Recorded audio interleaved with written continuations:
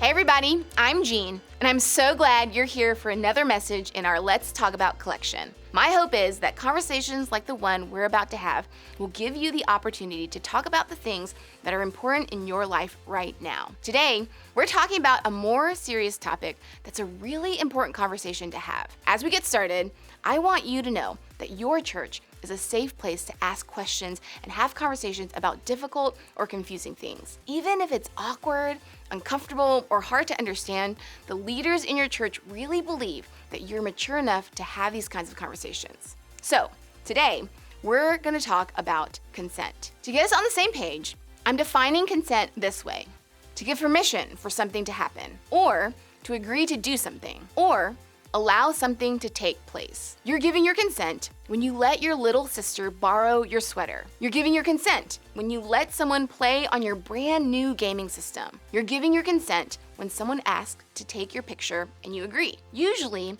when we see that word consent, it's in a conversation that's more serious. It's usually about what someone does or doesn't want when it comes to things like relationships and dating and physical touch. That makes it a really big deal. It has the potential to change the way we treat others and the way we let others treat us. Maybe you're thinking this doesn't matter to you yet. Why? Because the adults in your life typically have most of the control over what you can and can't do. Like, Mom, can I have a soda today? Do I have to go shopping with you? Sometimes it feels like there's not that much you get to choose for yourself. When you look at it that way, it's easy to see why you might think consent isn't something that matters to you right now. That may be true in the big, obvious parts of your life, like needing permission first before going to a friend's house. But trust me, you have more options to say yes or no to someone or something than you might think. You actually have opportunities to give your consent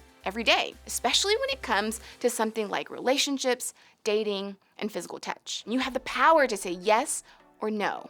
Believe me, I know that's easier for some of us than it is for others. Take a few minutes and talk about this more with your group.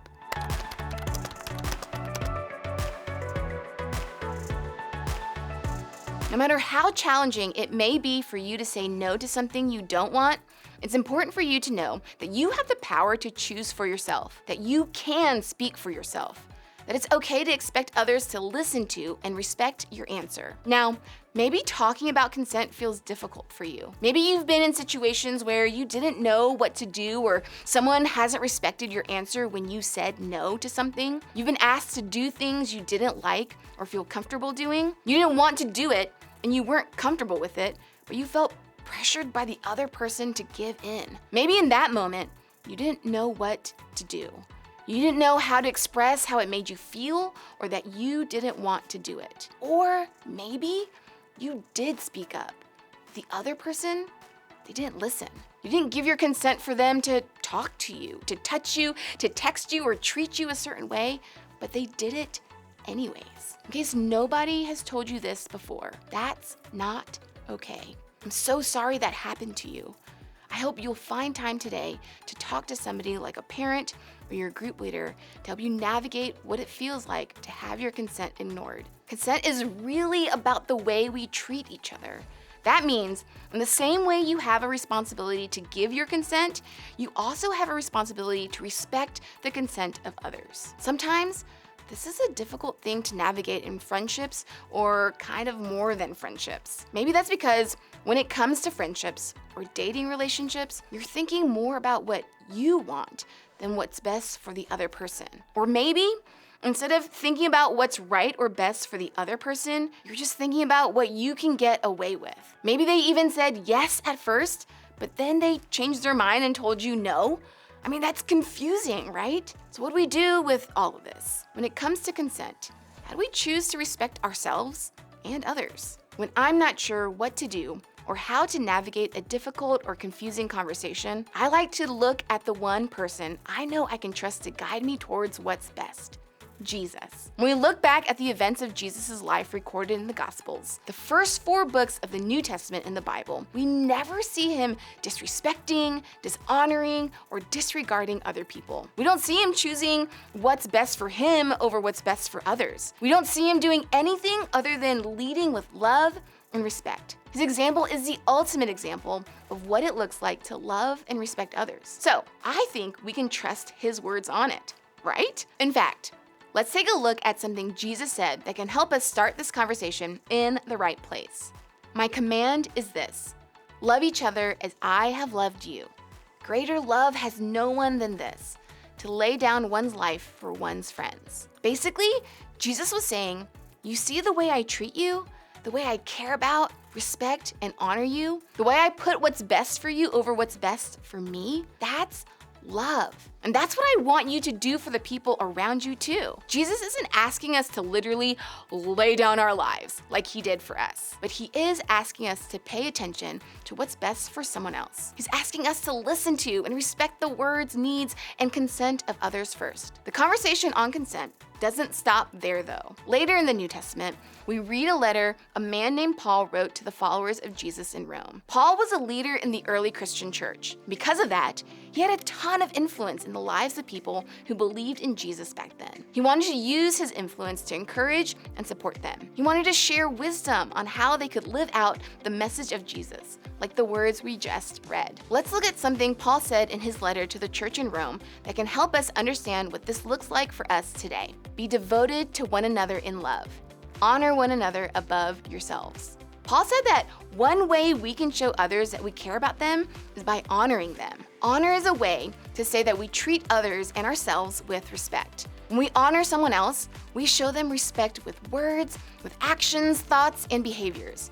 We listen and respect their consent. When someone doesn't want to go out with you, you respect that and stop asking. When someone doesn't want to see those pictures, you don't send them. When someone doesn't want you to talk to them that way, you don't keep talking. Honoring someone else doesn't only mean respecting their consent. It also means not putting them in a situation that makes them feel uncomfortable or disrespected. It means choosing what's best for them, even if it's the opposite of what you want to do in the moment. That's what honor looks like when we actually do it. And we all deserve to be honored. Let's take a look back at the very first part of this verse. Paul said to be devoted to each other, which means be committed to treating each other this way. When you're devoted, you're loyal to it every day.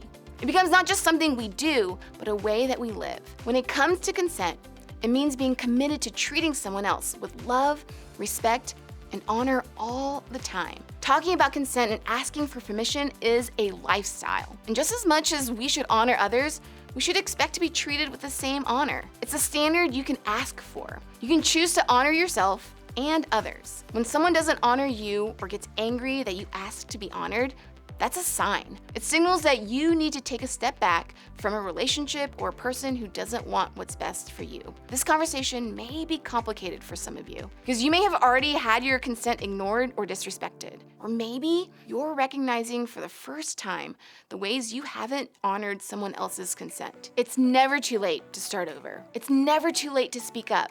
It's never too late to love yourself and others the way Jesus calls us to, with honor. Choose to honor yourself and others. Go ahead and talk about these questions with your group.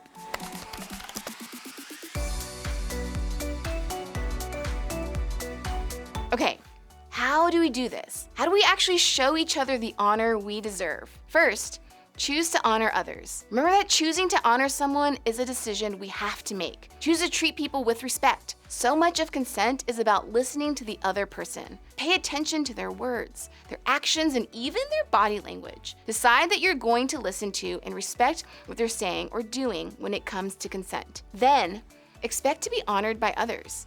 Decide how you want to be treated and honored now. Then, you'll know how you want to be honored by others, and you'll know when it's not being honored or respected. Next, speak up with confidence. You're allowed to use your voice to express what's okay and not okay with you. So, if you want someone to stop, you can say that. Even if you want to say no to something, you can say that too. Even if you said yes in the past.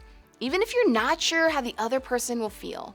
Even if you're scared, you can speak up about what you want and what you know is best for you. I get that this is easy to talk about, but in real life, speaking up for yourself can be really hard. That's why, in a few minutes, you're gonna talk through ways you can do this confidently in your group. And finally, if someone doesn't respect your no, Don't be ashamed to share that with a trusted adult. What happened to you is not your fault, and you shouldn't have had to go through it.